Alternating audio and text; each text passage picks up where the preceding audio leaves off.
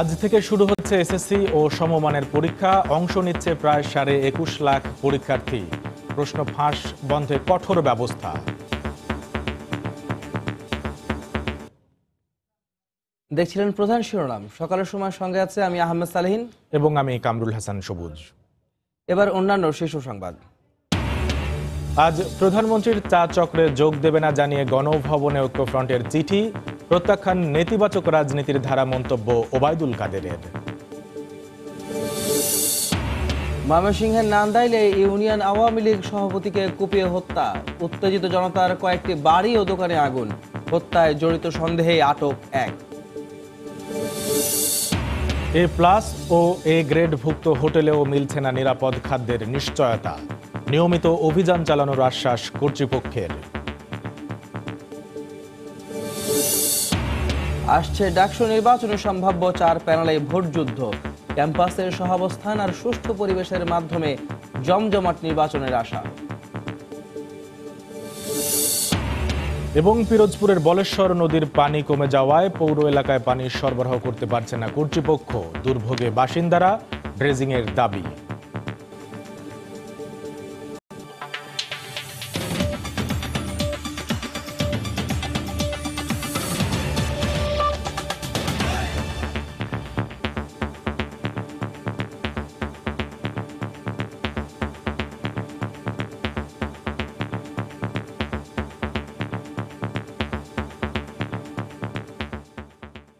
আজ শুরু হচ্ছে এসএসসি ও সমমান পরীক্ষা। চলবে আগামী 27 ফেব্রুয়ারি পর্যন্ত। প্রথম দিন অনুষ্ঠিত হবে বাংলা প্রথম পত্র পরীক্ষা। এবারে এসএসসি পরীক্ষায় অংশ নিচ্ছে 21,35,333 জন শিক্ষার্থী।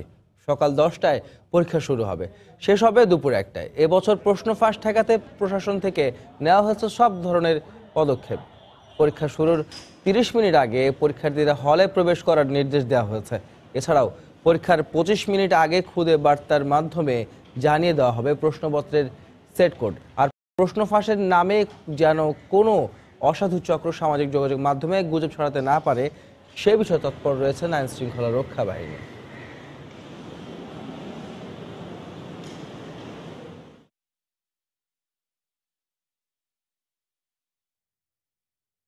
এই মুহূর্তে রিপোর্টার বরিশাল নগরীর কালীবাড়ি রোডের বিএম স্কুলে আছেন রিপোর্টার ফেরদাউস সোহাগ।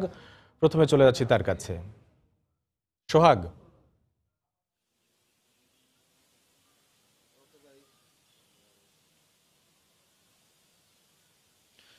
ধন্যবাদ সবুজ। আমি আছি বরিশালের বিএম স্কুল এলাকায়। আর এই সকালবেলা এখন পর্যন্ত অবশ্য আমরা এসে যেটা দেখতে পেয়েছি সেটা হচ্ছে যে স্কুলের যে এসএসসি পরীক্ষা শুরুর আগের যে প্রস্তুতিগুলো থাকে সেই প্রস্তুতি কিন্তু সম্পন্ন করা হয়েছে। সকাল 10টা থেকে শুরু হবে পরীক্ষা এবং এই পরীক্ষার জন্যই কিন্তু আজকের এই আয়োজন। আজকের এই প্রথম দিনের পরীক্ষাকে সুষ্ঠু, সুন্দর এবং ভালোভাবে যাতে অনুষ্ঠিত হতে পারে, ঠিকঠাকভাবে অনুষ্ঠিত হতে পারে সে লক্ষ্যে প্রশাসন এবং শিক্ষা বোর্ড সহ স্কুল কর্তৃপক্ষ সবাই কিন্তু সকল প্রস্তুতি সম্পন্ন করেছে। আমরা একটু দেখাবার চেষ্টা করব যে এই স্কুলের পরীক্ষা উপলক্ষে কিন্তু এখানে যেসব আয়োজন করা হয়েছে। বরিশালের এই বিএম স্কুল কেন্দ্রটি হচ্ছে আমরা এই কেন্দ্রটিতে এই কারণে এসেছি যে এই শিক্ষা বোর্ডের যিনি চেয়ারম্যান রয়েছেন প্রফেসর মোহাম্মদ ইউনুস, তিনি কিন্তু সকাল 9:30টার দিকে এই পরীক্ষা কেন্দ্রে আসবেন। তো এখন পর্যন্ত পরীক্ষার যারা পরীক্ষার্থী রয়েছে তারা কিন্তু এখন পর্যন্ত আসেননি। আমরা যতটা জেনেছি যে 1 ঘন্টা বা সোয়া ঘন্টা আগে তারা আসবেন। যথারীতি সকাল 10টায় পরীক্ষা শুরু হবে এবং 1টায় শেষ হওয়ার কথা। কঠোর নিরাপত্তার মধ্য দিয়ে আজকের এই প্রথম দিনের পরীক্ষা অনুষ্ঠিত হবে, এমনটা সেরকম প্রস্তুতি রয়েছে। বরিশাল শিক্ষা বোর্ডে এবার মোট পরীক্ষার্থীর সংখ্যা হচ্ছে 1,07,575 জন। এর মধ্যে ছাত্র হচ্ছে 53,041 জন এবং ছাত্রী হচ্ছে 54,534 জন। কেন্দ্র বরিশাল শিক্ষা বোর্ডে 176টি, ভিজিলেন্স টিম রয়েছে এখানে 23টি। এর মধ্যে শিক্ষা বোর্ডের ভিজিলেন্স টিম রয়েছে 15টি। এর বাইরে জেলা প্রশাসনেরও একাধিক টিম রয়েছে বলে আমরা জানতে পেরেছি। প্রশ্ন ফাঁসের কোনো গুজব বা অভিযোগ এখন পর্যন্ত আমরা জানতে পারিনি। এই ধরনের কোনো গুজবে কান না দেওয়ার জন্য শিক্ষার্থী এবং অভিভাবক যারা রয়েছেন তাদের প্রতি শিক্ষা বোর্ডের চেয়ারম্যান প্রফেসর মোহাম্মদ ইউনুস বলেছেন। তার সঙ্গে আমরা কথা বলেছিলাম কিছুক্ষণ আগেই, তিনি আমাদেরকে যে যে জিনিসটি জানিয়েছেন যে আসলে উদ্দেশ্য এবং লক্ষ্য প্রতিবারই থাকে যে একটি সুষ্ঠু এবং সুন্দরভাবে পরীক্ষা যাতে হতে পারে, এবং এই পরীক্ষাকে ঘিরে যেহেতু পাবলিক পরীক্ষা, এই পরীক্ষাটিকে একেবারে নকল মুক্ত দীর্ঘদিন যাবৎ হচ্ছে, কিন্তু এক ধরনের অভিযোগ থাকে মাঝে মধ্যে যে প্রশ্নপত্র ফাঁসের, কিন্তু এগুলো হচ্ছে গুজব, এগুলোতে কান না দেওয়ার জন্য এবং এই গুজব যেন কোনোভাবেই মানুষের মুখে মুখে প্রচারিত না হয় সে ব্যাপারটি নিশ্চিত করার জন্যই কিন্তু প্রশাসনের পক্ষ থেকে এবং শিক্ষা বোর্ডের চেয়ারম্যানের পক্ষ থেকে কিন্তু বলা হয়েছে। তো এই ছিল আমার কাছ থেকে বরিশাল থেকে সর্বশেষ তথ্য।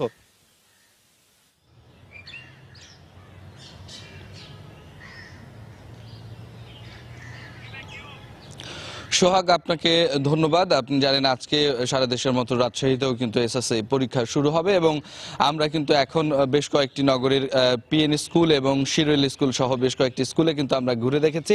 এখন পর্যন্ত কিন্তু আসলে স্কুলগুলোর আশপাশে কোনো অভিভাবক বা শিক্ষার্থী কিন্তু এখনো আসেনি। তবে আমরা একটু লক্ষ্য করছি যে আসলে স্কুলগুলো যারা কিনা স্কুলের শিক্ষিকারা রয়েছেন এবং যারা কর্মকর্তারা রয়েছেন তারা কিন্তু আসছেন এবং দেখছি একটু স্কুল যে গেটগুলো খোলা সেই খোলার প্রস্তুতি রয়েছে এবং আমরা এর স্কুলের বাইরের গেটগুলো যেটি দেখছিলাম যে আসলে নিরাপত্তা যারা কর্মীরা রয়েছে পুলিশ সদস্যরা তারা কিন্তু একজন দুইজন করে আসছেন তারা, এবং তারা যেটি বলছেন যে আসলে পরীক্ষা সুষ্ঠুভাবে সম্পন্ন করার জন্য সার্বিক নিরাপত্তা ব্যবস্থাটি তারা রেখেছে। এবং কিছুক্ষণ আগে আমরা রাজশাহী শিক্ষা বোর্ডের যিনি সচিব এবং যিনি পরীক্ষা নিয়ন্ত্রক তাদের সাথে কথা বলেছি। তারা যেটি বলছেন যে আসলে সুষ্ঠুভাবে পরীক্ষা অনুষ্ঠিত করার জন্য তারা তাদের যে ভিজিলেন্স টিম রয়েছে 23টি সেটিকে তারা সকাল থেকেই আসলে তৎপর রেখেছে এবং প্রত্যেকটি জায়গায় প্রত্যেকটি কেন্দ্রে তারা যেন ভিজিট করতে পারে সেই ব্যবস্থাটি আছে। তারা যেটি বলছেন যে আসলে পরীক্ষা শুরুর পর থেকে সাধারণত দেখা যায় যে আসলে ভিজিলেন্স টিমগুলো তারা পরীক্ষা কেন্দ্রগুলো ভিজিট করেন, কিন্তু এবারে এই প্রথমবার কিন্তু তারা আগে থেকেই প্রত্যেকটি পরীক্ষা কেন্দ্রে যাচ্ছেন এবং যারা অভিভাবকরা থাকবেন তারা যে বাইরে বসে থাকবে সেই বিষয়টি তারা তদারকি করবে। এবং এর পাশাপাশি কিন্তু আরো একটি বিষয় তারা যেটি জানিয়েছেন যে আসলে রাজশাহী বোর্ডের অধীনে যে 254টি কেন্দ্র রয়েছে প্রত্যেকটিতেই তারা যাওয়ার চেষ্টা করবে। তো রাজশাহী থেকে এই ছিল এসএসসি পরীক্ষার শুরুর সর্বশেষ। চলে যাব ঢাকায় সহকর্মী পিঙ্কির কাছে। আচ্ছা রাকিব, ধন্যবাদ আপনাকে। আমি এই মুহূর্তে আছি রাজধানীর ধানমন্ডি গভর্নমেন্ট বয়েজ হাই স্কুলে। তো এখানে আপনি দেখতে পাচ্ছেন যে এই মুহূর্তে কিন্তু এখন পরীক্ষার্থীরা আসা শুরু করেছে, পরীক্ষার্থীরা এসছে এবং এখানে কিন্তু তারা পরীক্ষার যে পড়াটায় সেটা মনোনিবেশ করছে। আজকে এসএসসি পরীক্ষার প্রথম দিনে তাদের হচ্ছে বাংলা পরীক্ষা শুরু হবে 10টা থেকে। এই পরীক্ষা নৈর্ব্যক্তিক সহ চলবে দুপুর 1টা পর্যন্ত। এখানে কিন্তু অভিভাবকরা তাদের যে সন্তানকে আজকে পরীক্ষা সেখানে নিয়ে আসছে। এখানে কিন্তু আপনি দেখতে পাচ্ছেন যে পরীক্ষার জন্য যথেষ্ট নিরাপত্তাও জোরদার করা হয়েছে, আইনশৃঙ্খলা বাহিনী আছে যাতে করে কোনো রকমের অপ্রীতিকর পরিস্থিতি সৃষ্টি না হয়। আর আপনাকে জানিয়ে রাখি দর্শক, এবছর কিন্তু সারা দেশ থেকে এসএসসি পরীক্ষায় অংশ নিচ্ছে 21,35,333 জন শিক্ষার্থী। আর এবছর পরীক্ষার প্রশ্ন ফাঁস ঠেকাতে বা পরীক্ষা যেন কোনো রকমের কোনো ঝামেলা সৃষ্টি না হয় সে কারণে কিন্তু যে সম্প্রতি শিক্ষামন্ত্রী জানিয়েছে যে পরীক্ষায় 30 মিনিট পূর্বে শিক্ষার্থীদের কেন্দ্রে উপস্থিত থাকার জন্য, এবং সেটি আমরা দেখতে পাচ্ছি যে অলরেডি পরীক্ষার্থীরা আসা শুরু করেছে। তারপর আরেকটি বিষয় আপনাকে জানিয়ে রাখি যে ইতিমধ্যেই শিক্ষামন্ত্রী জানিয়ে দিয়েছে 25 মিনিট পূর্বে কিন্তু পরীক্ষার যে প্রশ্নপত্র সেটির সেট কোড খুদে বার্তার মাধ্যমে জানিয়ে দেওয়া হবে। তারপর হচ্ছে যে সেটি পরীক্ষার যে সেট কোড পরীক্ষার প্রশ্ন সেটি জানতে পারবে। তো আর ইতিমধ্যেই পরীক্ষার্থীরা আসা শুরু করেছে, হয়তো 30 মিনিট পূর্বেই তারা নির্দেশ অনুযায়ী চলে আসবে। তো এই ছিল আমার কাছে সবশেষ। সবুজ, আজ শুরু হচ্ছে এসএসসি ও সমমান পরীক্ষা, সেই খবর জানাতে রাজধানীর ধানমন্ডি থেকে আমাদের সাথে যোগ দিয়েছিলেন পিঙ্কি আক্তার, তার আগে রাজশাহী থেকে রাকিবুল হাসান ও তারও আগে বরিশাল থেকে ফেরদাউস সোহাগ। প্রধানমন্ত্রীর আমন্ত্রণে চা চক্রে আজ যোগ দেবে না জানিয়ে আনুষ্ঠানিকভাবে চিঠি দিয়েছে জাতীয় ঐক্যফ্রন্ট। গণফোরামের নির্বাহী সভাপতি সুব্রত চৌধুরী স্বাক্ষরিত এই চিঠি নিয়ে গতকাল সকালে ঐক্যফ্রন্টের পক্ষে জাহাঙ্গীর আলম মিন্টুর নেতৃত্বে 4 সদস্যের একটি প্রতিনিধি দল গণভবনে যায়। চিঠিতে বলা হয়, 30শে ডিসেম্বর নির্বাচনের নামে প্রহসন হয়েছে। নির্বাচন ও বিরোধী দলের আন্দোলন কেন্দ্র করে এখনও নেতাকর্মীরা কারাবন্দী রয়েছেন। এমন পরিস্থিতিতে ঐক্যফ্রন্টের পক্ষে প্রধানমন্ত্রীর আমন্ত্রণে চা চক্রে যোগ দেওয়া সম্ভব নয়। একাদশ জাতীয় সংসদ নির্বাচনে কারচুপির নানা অভিযোগ তুলে শপথ নেননি ঐক্যফ্রন্টের নির্বাচিত সদস্যরা। গত 26 জানুয়ারি জোটের নেতাদের চা চক্রে আমন্ত্রণ জানিয়ে চিঠি পাঠান প্রধানমন্ত্রী শেখ হাসিনা।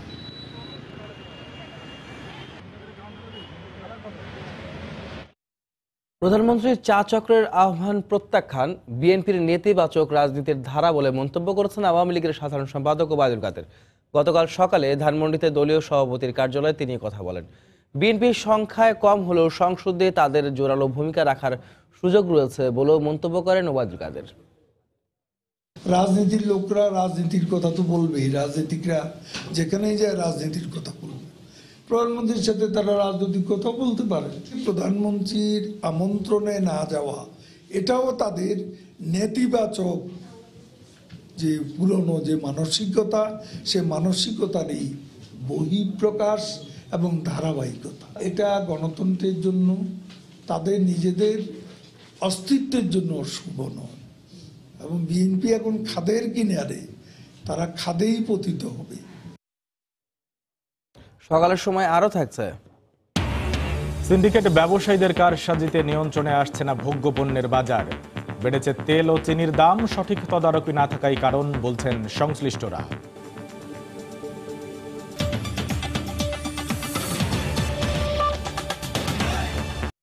গতকাল মাসব্যাপী অমর 21শে গ্রন্থমেলার উদ্বোধন করেন প্রধানমন্ত্রী শেখ হাসিনা।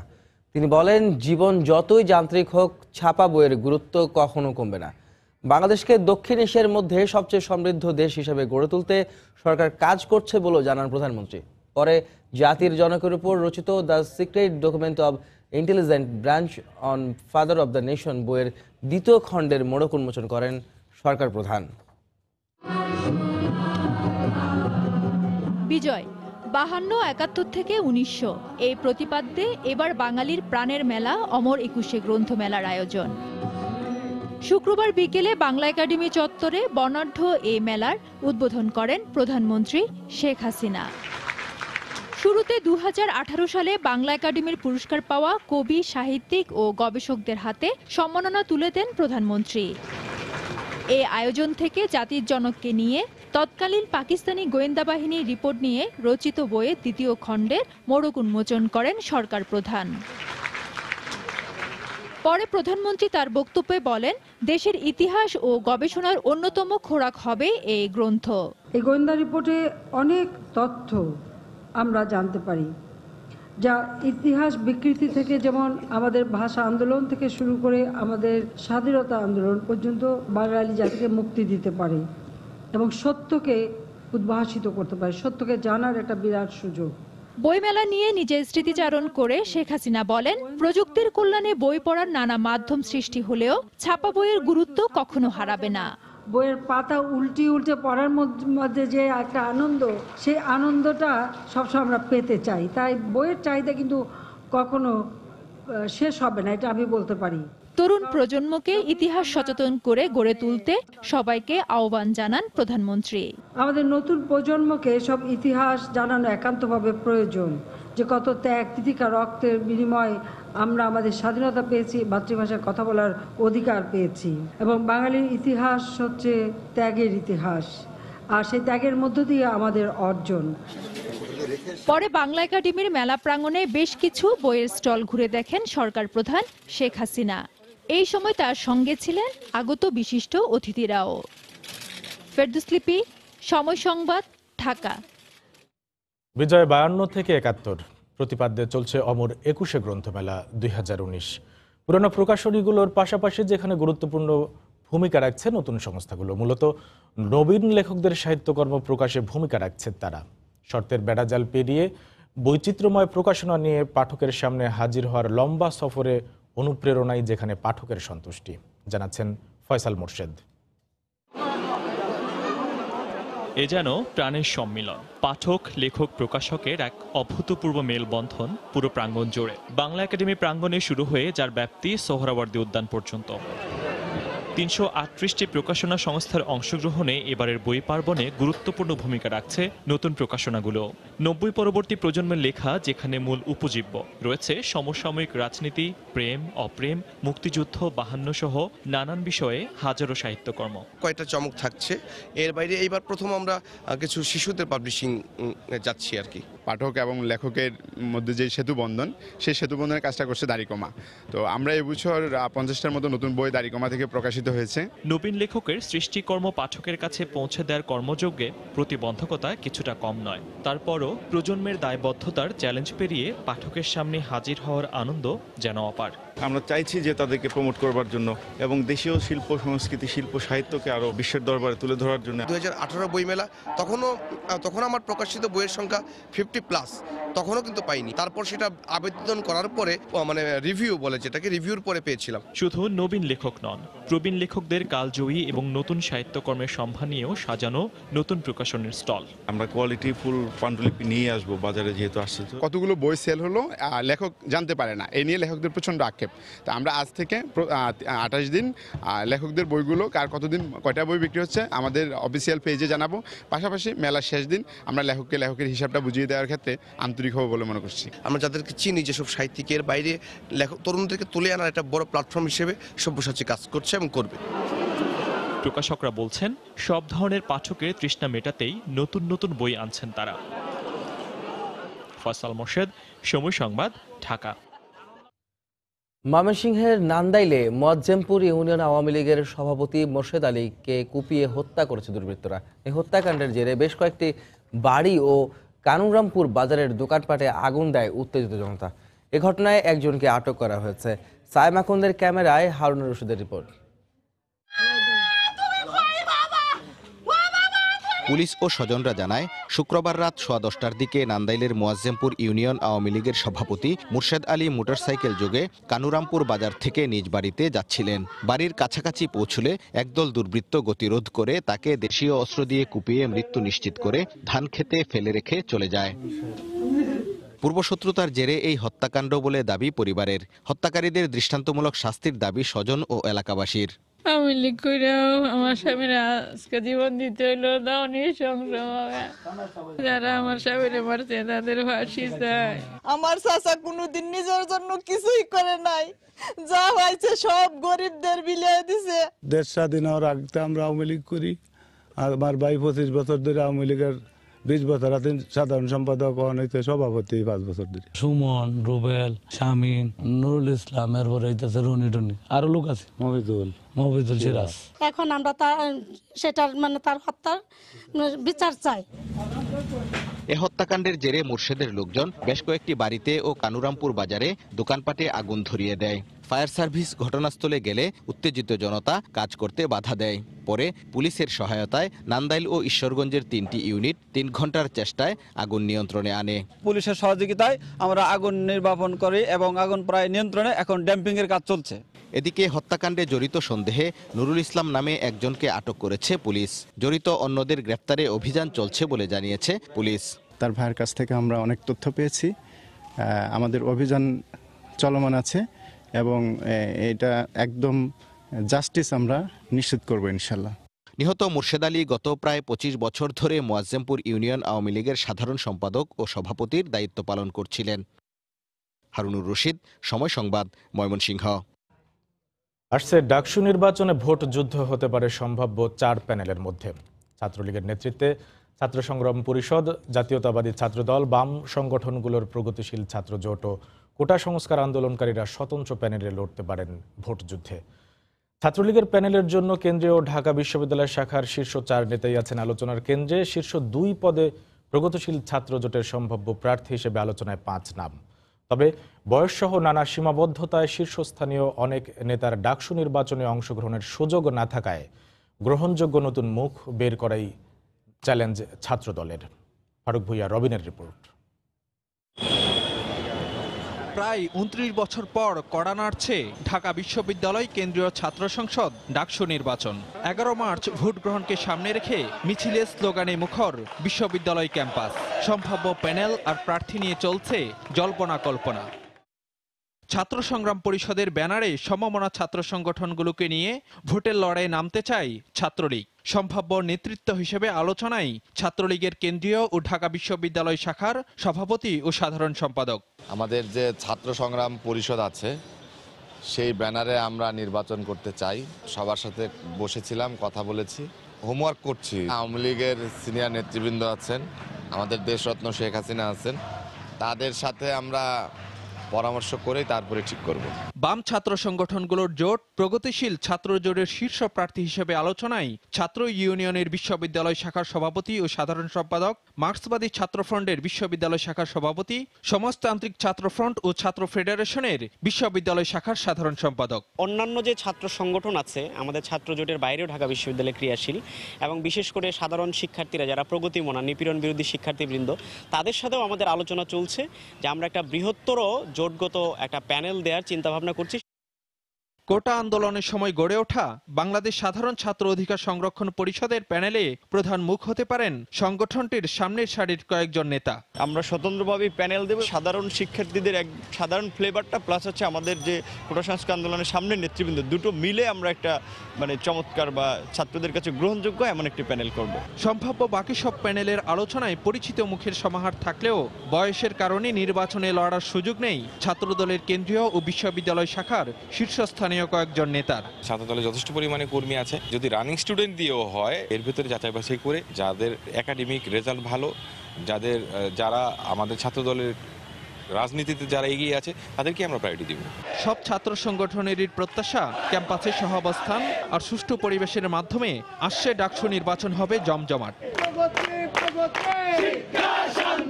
ফারুক ভিয়া, রবিন, সময় সংবাদ, ঢাকা। সকালের সময় আরো থাকছে। পাখিয়ার লাল কাঁকড়ার বিচরণে মনোরম হয়ে উঠেছে বরগুনায় নতুন জেগে ওঠা চর বিজয়, মুগ্ধ পর্যটকরাও।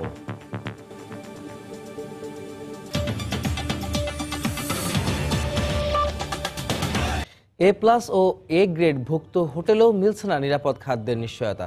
স্টিকার লাগানোর পরদিনই যেমন তথাকথিত ভালো মানের হোটেলে মিলছে বাসি খাবার, তেমনি এখনও পরিচ্ছন্ন পরিবেশের ঘাটতি রয়েছে গ্রেডধারী একাধিক হোটেলে।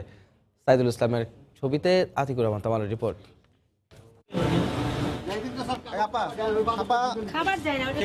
টয়লেটের পাশেই চলছিল সবজি ধোয়ার কাজ।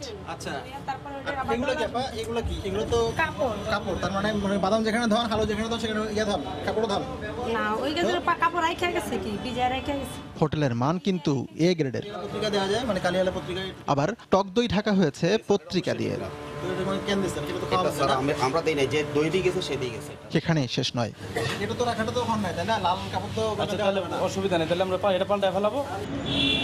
রাজধানীর তোপখানা রোডের এই হোটেলের নাম মোঘল দরবার। সম্প্রতি ভোক্তাকে নিরাপদ খাদ্যের নিশ্চয়তা দেওয়ার উদ্দেশ্যে রেস্টুরেন্টের মান বিবেচনা নিয়ে গ্রেডিং চালু করেছে নিরাপদ খাদ্য কর্তৃপক্ষ। এতে নগরীর 18টি হোটেলকে A+ মানে উত্তম এবং 39টি হোটেলকে A অর্থাৎ ভালো মানের বলে স্টিক দেওয়া হয়। কিন্তু স্টিকার লাগানোর পরদিনই বাসি খাবার সহ নানা অভিযোগ জরিমানা গুনতে হয় 3টি গ্রেডধারী হোটেলকে। এমনকি স্টিকার লাগানোর 10 দিন পরও একই হোটেলে যায় সময় সংবাদ।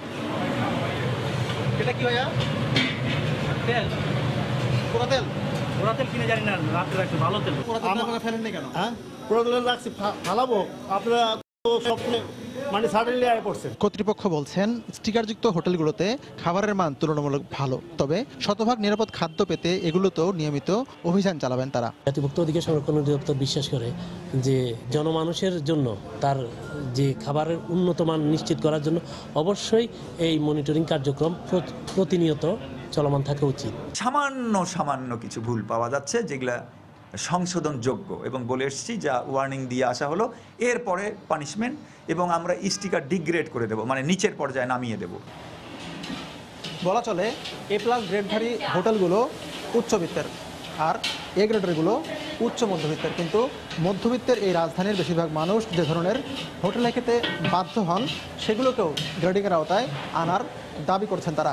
অসুস্থ জনশক্তিতে পরিণত হয়ে যাচ্ছি, ইয়ং ছেলেবেলে অসুস্থ হয়ে যাচ্ছে, ফলে তাদের কর্মঘণ্টা নষ্ট হয়ে যাচ্ছে, তারা কাজ করতে পারতেছে না। মধ্যবিত্ত এবং নিম্নবিত্ত এই দুই শ্রেণীতেই এই একই রকম সুবিধাটা চালু করা হোক।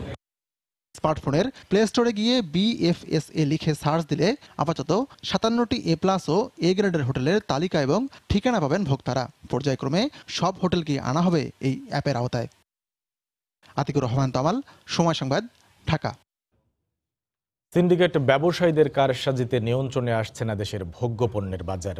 তদারকির তেমন কোনো ব্যবস্থা না থাকায় আস্তে আস্তে অসহনীয় হয়ে পড়ছে ভোজ্য তেল, চিনির মতো ভোগ্যপণ্যের দাম। মিল থেকে সরবরাহের ঘাটতি দেখিয়ে দাম বাড়ানো হচ্ছে। গত এক সপ্তাহে প্রতি লিটার ভোজ্য তেলে 4 টাকা এবং চিনিতে 3 টাকা করে বাড়ানো হয়েছে। বিস্তারিত জানাচ্ছেন কমল দে। গত এক মাস ধরে সবচেয়ে বেশি বেড়েছে ভোজ্য তেলের দাম। টাকার বিপরীতে ডলারের দাম বাড়ার অজুহাতের সাথে এখন যুক্ত হয়েছে মিল থেকে উপযুক্ত সময়ে তেল না পাওয়া। গত 15 দিন ধরে মিল মালিকেরা কোনো রকম ডেলিভারি কিংবা সাপ্লাই অর্ডার দেয়নি বলে অভিযোগ সাধারণ ব্যবসায়ীদের। আর এরই মাঝে সয়াবিন, সুপার সয়াবিন এবং পাম অয়েলের দাম বেড়েছে প্রকারভেদে কেজিতে 3 থেকে 5 টাকা পর্যন্ত। এটা 3 টাকা করে ওরা প্রতি লিটারে বৃদ্ধি করেছে। এটা ওরা কি জন্য বেড়েছে এটা আমরা জানি না। আজকে এটা মার্কেটে প্রভাব পড়েছে, যার জন্য সয়াবিনটা বাজারে একটু চাঙ্গা ভাব আছে। এই সপ্তাহ বেড়েছে চিনির দাম। এই সপ্তাহে চিনির দাম প্রতি মনে 20 টাকা বেড়ে 1740 টাকায় বিক্রি হচ্ছে। ডেলিভারি পয়েন্টে ডেলিভারি ঠিকমতো পাচ্ছি না, প্রতি গাড়িতে আপনার 2000 টাকা করে ড্যামেজ দিতে হচ্ছে। সেই জন্য স্বাভাবিকভাবে আমাদেরকে এই ক্ষতিটা পুষিয়ে নেওয়ার জন্য চিনি বাড়তি দামে বিক্রি করতে হচ্ছে। এদিকে সরবরাহ বাড়ার সাথে সাথে ডালের দামও নিম্নমুখী হতে শুরু করেছে। সব ধরনের ডালের দাম কেজিতে কমেছে 2 থেকে 3 টাকা পর্যন্ত। মটর ডাল আগে যেগুলো ছিল 37-38 টাকা, এখন 36 টাকা, টানা 36 টাকা বিক্রি হচ্ছে কেনাডারটা। আর এগুলো রাশিয়া এগুলো 2-3 টাকা কম। আরো মুসুর ডালও 2 টাকা 3 টাকা কম, মুগ ডালও 2-3 টাকা কম। চলতি সপ্তাহে পেঁয়াজের দাম আগের মতো প্রতি কেজি 15 টাকা দরে বিক্রি হলো। কেজিতে অন্তত 5 টাকা করে কমেছে আদা ও রসুনের দাম। গত সপ্তাহ থেকে এই সপ্তাহ ধরেন না, রসুনে কমছে 8 টাকা 10 টাকা, আদায় কমছে 5 টাকা 8 টাকা। দেশের সবচেয়ে বড় ভোগ্য পণ্যের এই বাজারে 5000-এর বেশি ব্যবসা প্রতিষ্ঠান রয়েছে। দেশের ভোগ্য পণ্যের বাজারের লাগাম এখনই টেনে রাখা উচিত বলে মনে করছেন সাধারণ ব্যবসায়ীরা। কারণ আগামী 1 মাসের মধ্যে শুরু হবে রমজানের ভোগ্য পণ্যের লেনদেন। আর এই অবস্থা চলতে থাকলে রমজানও ভোগ্য পণ্যের দাম বাড়তে পারে বলে শঙ্কা ব্যবসায়ীদের। চট্টগ্রামের খাতুনগঞ্জ থেকে কমল দে, সময় সংবাদ। নাব্য সংকটে পিরোজপুরের বলেশ্বর নদীর পানি কমে যাওয়ায় পানি সরবরাহ করতে পারছেন না পৌরসভা কর্তৃপক্ষ। দীর্ঘদিন 1.5 ঘন্টা করে দিনে 2 বার পানি দিলেও এখন থেকে দিনে 1 বার মাত্র আধা ঘন্টা করে গ্রাহকদের পানি সরবরাহ করা হচ্ছে। এতে চরম ভোগান্তি পাচ্ছেন শহরবাসী। সংকট সমাধানে নদীতে ড্রেজিং ও নতুন প্ল্যান্ট স্থাপনে সরকারের সহায়তা চেয়েছে পৌর কর্তৃপক্ষ। পিরোজপুর প্রতিনিধি জিয়াউল হকের তথ্য ও ছবিতে রিপোর্ট।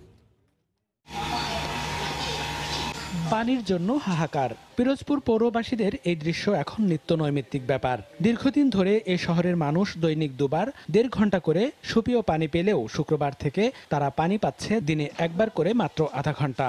এতে পানির কষ্ট চরমে পৌঁছেছে। খাবার, গোসল ও অন্যান্য দৈনন্দিন কাজে বেগ পেতে হচ্ছে তাদের। কালকে সারাদিনেও পানি দেয় নাই, আর আজকের আওয়ার পরে 1-2 কলস ভরতেও পারে নাই, আর আগে চলে গেছে। আমাদের তো পানি নিয়ে অনেক সমস্যা হইতে আছে, রান্না খাওয়া বন্ধ। খাওয়ার পানি একটু রান্নার পানি এইখানে নিই, হ্যাঁ সকাল হইতে পাইতেছি না। এখন আধা ঘন্টা তো দূরের কথা, আমরা তো মুড়ে পানি পাইতেছি না। খাল পুকুর যেগুলো এগুলো ম্যাক্সিমাম শুকিয়ে গেছে। আমরা এই সাপ্লাই পানির উপরে নির্ভর করে আছি, কিন্তু এই পানিও যদি এখন আমরা না পাই তাহলে আমরা জনজীবন কিভাবে চলবে? পৌরসভা কর্তৃপক্ষ বলছে, নাব্য সংকটে শীত মৌসুমে বলেশ্বর নদীতে পানি কমে যাওয়ায় গ্রাহকদের পর্যাপ্ত পানি সরবরাহ করতে পারছেন না তারা। বলেশ্বর নদীটি পলি পড়ে ভরাট হয়ে গেছে, যার ফলে পানির পরিমাণ কম থাকার কারণে আমাদের যে সিস্টেম ওয়াইজ পানি ঢুকতেছে না আমাদের পুকুরে, যার কারণে আমরা সাপ্লাই দিতে পারতেছি না। তো আজকে আমরা বিকল্প ব্যবস্থা নিয়ে আমাদের যে পানি ঢুকাইতেছি, এবং এই পানি হয়তো যদি আমাদের পুকুর ভরে যায় তাহলে আমরা সাপ্লাই দিতে পারবো। এবং আমাদের পার্শ্ববর্তী কচা নদী, ওই পানিটা মিষ্টি পানি এবং ওটা গভীর নদী, ওইখানে যদি একটা ট্রিটমেন্ট প্ল্যান্ট করা হয় তাহলে আমরা ভবিষ্যতে আমাদের এই পিরোজপুরবাসীকে আরও সুন্দরভাবে পানি সরবরাহ করতে পারবো। কালিঙ্গা নদীর তীরে নতুন ওয়াটার ট্রিটমেন্ট স্থাপনে সরকারি সহায়তা চেয়েছেন পৌর মেয়র। বলেশ্বর নদী শুকায় গেছে, আমাদের সবচেয়ে জরুরি হলো যে এই বলেশ্বর নদী খনন করা দরকার। তা না হলে পিরোজপুরের মানুষ সুপেয় পানি থেকে বঞ্চিত হবে। 1983 সাল থেকে পানি সরবরাহ করা পিরোজপুর পৌরসভার গ্রাহক সংখ্যা 7,000-এর বেশি। সময় সংবাদ, পিরোজপুর। অসংখ্য পাখি আর লাল কাঁকড়ায় সমৃদ্ধ কুয়াকাটা থেকে গভীর সমুদ্রে জেগে ওঠা নতুন চরবিজয়। একটু কষ্ট করে আসলেও পর্যটকরা মুগ্ধ হয়ে ফিরছেন চরটি থেকে, আর টুরিস্ট পুলিশের নজরদারি থাকা নিরাপদেই চরটি উপভোগ করছেন পর্যটকরা। বিস্তারিত জানাচ্ছেন এম এ আজিম, ক্যামেরায় ছিলেন রিপন মালি।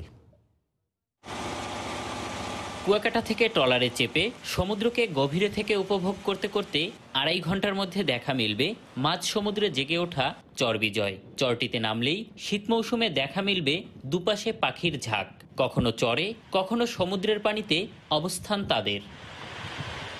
ক্লান্তিতে নিশ্চুপ হয়ে যখন দাঁড়িয়ে পড়বেন বেলাভূমিতে, গর্ত থেকে বেরিয়ে আসতে থাকবে অসংখ্য লাল কাঁকড়া।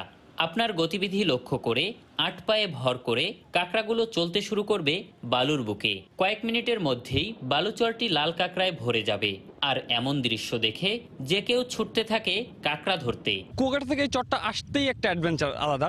সমুদ্রের মাঝখান থেকে অনেক ঢেউকে সঙ্গী করে আসতে হয়। লাল কাঁকড়াটা অনেক ভালো লেগেছে এবং আমি একটা ধরেছি, সেটা আমি ঢাকায় নিয়ে যাব। খুবই ভালো লাগলো যখন পাখির কাছে গেলাম, পাখি মাথার উপর দিয়ে যখন উড়ে যায়, অসাধারণ ফিলিংস। এই ফিলিংসে মানে ভাষায় বর্ণনা করা যায় না। তবে সার্বক্ষণিক না থাকলেও এখানে আসা পর্যটকরা সমস্যায় পড়লে স্পিডবোট বা ওয়াটার বাইক নিয়ে সহযোগিতায় এগিয়ে আসবে টুরিস্ট পুলিশ।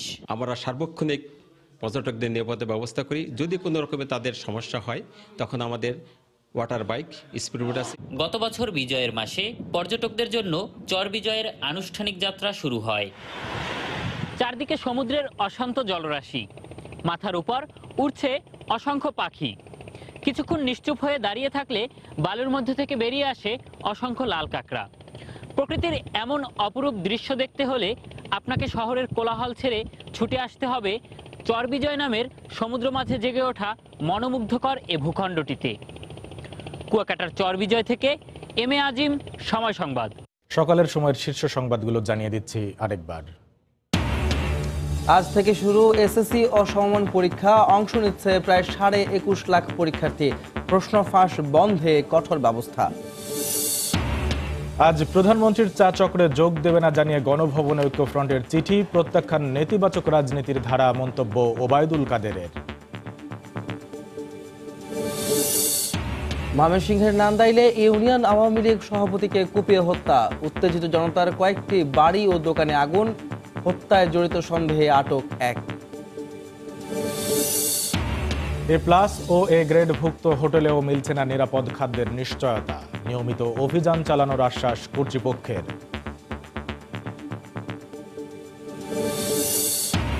এবং আসছে ডাকসু নির্বাচনের সম্ভাব্য 4 প্যানেলে ভোটযুদ্ধ। ক্যাম্পাসে সহাবস্থান আর সুষ্ঠু পরিবেশের মাধ্যমে জমজমাট নির্বাচনের আশা।